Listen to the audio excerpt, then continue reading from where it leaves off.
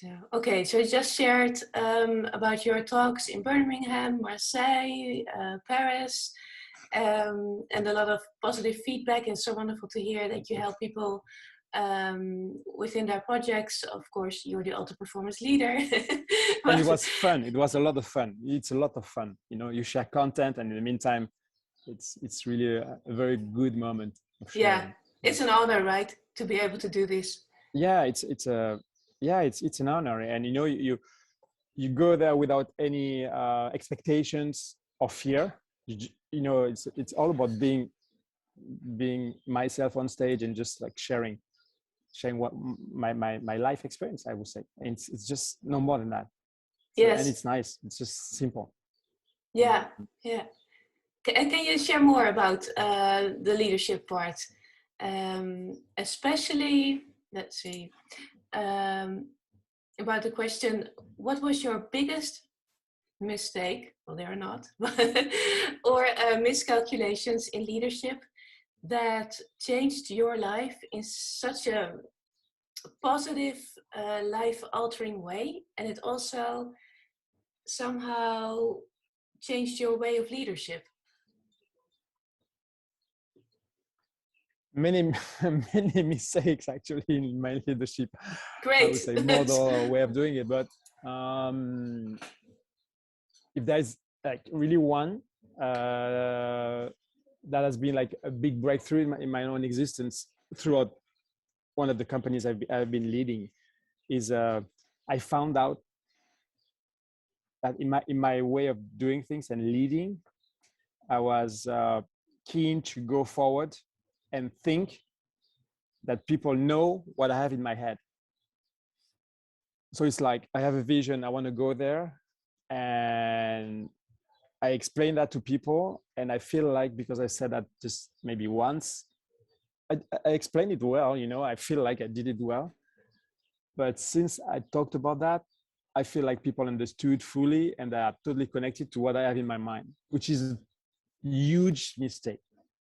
A huge mistake, because you at some point, you know, you move forward and you look back and nobody's there. I mean, that's just an image, but it's reality. So I would say that it's been my biggest mistake in my way of leading projects, for sure. Yeah, and what did you change afterwards once you knew? Then it becomes like a routine. I know that I can make this mistake very easily, because I am with myself in my head and thinking like everybody, you know. But it's so deep that I feel like people feel the same, and it's not true. It's absolutely not true at all.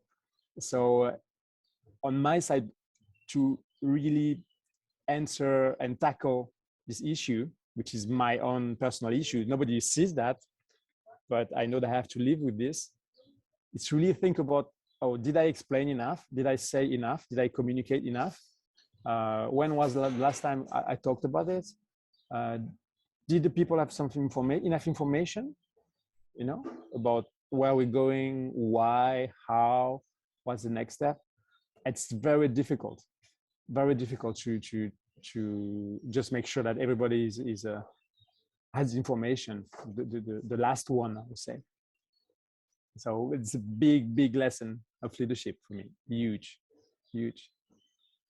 And still very difficult. Always thinking, you know, so it's, you know, that you're keen to do that. So every single time that you feel like being in this position, or you have like a small sign of this, okay, just like, let's do it properly. Let's correct, you know, and explain and talk to people. Yeah, and what is the feedback that you get when you explain it one more time, when you feel that it's, oh, I was already running too far away. Yeah. I mean, you feel like people need to keep this connection always, you know, and by being in your cave without communicating doesn't help at all, you know, or being away, so far away. So the feedback is always very, very good, because people give you ideas, some different angle. So it's about talking about what you feel, what they feel, and so you adjust your own path to go to your vision. It makes big changes, you know. Yes, exactly. Yeah. Mm. And especially for highly sensitive people, highly sensitive leaders, so we're talking about now, to be connected is the gold. That's where it can happen. When there's no connection, of course, there are many messages or things that you want to convey are not received. You spoke before about prioritization within your talks, the way that you do your workshops. And I know, and also from my own experience, that prioritization was one of the most challenging things to do, especially when you already know in your mind what it is that you want to, what is your goal, and not what you want to achieve, but what is your main purpose. And like I do it, is that I start on the top. I'm a top-down thinker, and then I see what I feel, what I need.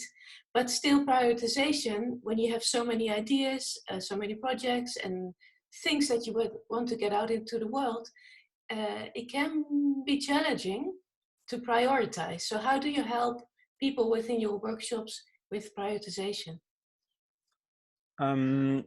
So I mean, it's a very good question, because it's a very big issue for people who are very sensitive, because you can have like many ideas, many feelings, and then you're just lost in front of all these things that you really overwhelm you. So the way I do that is I like to make like very long lists of ideas, actions to take. So I really like to write everything down. But somehow, you know, you like empty a little bit your mind, and even if beyond like 3 words, you got like a whole bunch of trees and then ideas, but it's like the main idea. What is it?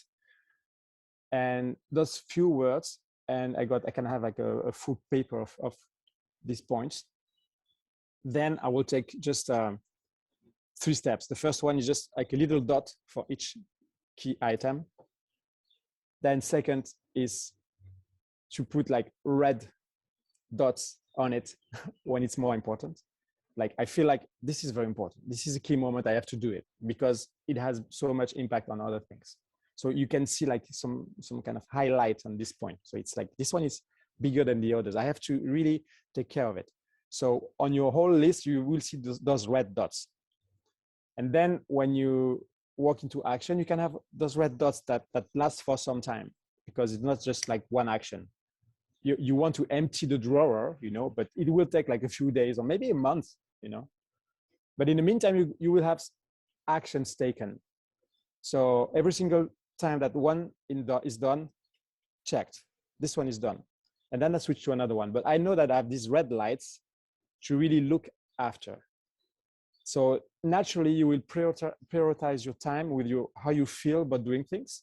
You can have something secondary that you will do just like this because it takes 1 second and okay, it's done. And this task is with the same check as another one. So it's something that is positive, you know, you move forward. So these red dots are like, you know, these highlights. Oh, I don't forget that. Oh, I don't forget that. Yes. So that's how I do that myself. And in the workshops, it's another way of doing it, because I have people working on ideas and brainstorming individually and collectively in the meantime. So what I do is I use a digital application, which is SparkUp. So just with smartphones, I pre-program the software with what has been taken as an objective with the client. So during the brief, we say, okay, our problem that we want to tackle is about human resources today during the crisis, or it is a technical issue, you know, time to market or innovation. Let's say that's a big picture. And then with the people, what I do is I have these small groups of people and I ask one question, and it's like a process of 3 steps. And each of them is just one question. And they have to answer to this question within the group. Each people propose something to the small group. And then this group collectively chooses, like, let's say 5 key ideas, and they propose it through the app to everybody who is the audience. And then every single person will have this app with, like, let's say 20 proposals. And each person will just like what makes sense for them. Maximum 10 of the 20, out of the 20, let's say. And so all of a sudden you have a prioritization, which is a collective order, you know, from top to the last one. And from there you move on and you can choose, because the collective intelligence chose that first item, first priority is this one. The second one, 20 likes. This one, 17 likes is quite important. And then let's say we work then on the 5 first. So it helps, even if in the middle you got 1, 2, 3 people who have problems with prioritization, collectively, the global picture is very, very accurate. Very accurate. So that's how I process. So, you know, it's like from my own experience of what I do with my list, you know, written down on the paper and my dots and red dots, I do the same thing with a group of people. And it's very, very efficient. It works well. Yeah, it's always so wonderful to see how many different solutions highly sensitives have, because no highly sensitive person is the same. So their solutions and the way of working also isn't. But I totally agree with making it more visible, because I also notice that when I work with my clients, visualization is so important. And what changed for me was acknowledging that I'm also a multi-potentialite, so a scanner, with a rainforest mind and many interests. And when I allowed myself to not only having to choose one thing to work on, because that does not work for me, but maybe 3 or more, then I allowed myself to thrive with my projects, and that worked for me. So it's so important that every highly sensitive person, every highly sensitive leader picks something that fits their needs, their suits them. But what you say is very connected to what I do. I can't have like one task written on the paper and do it.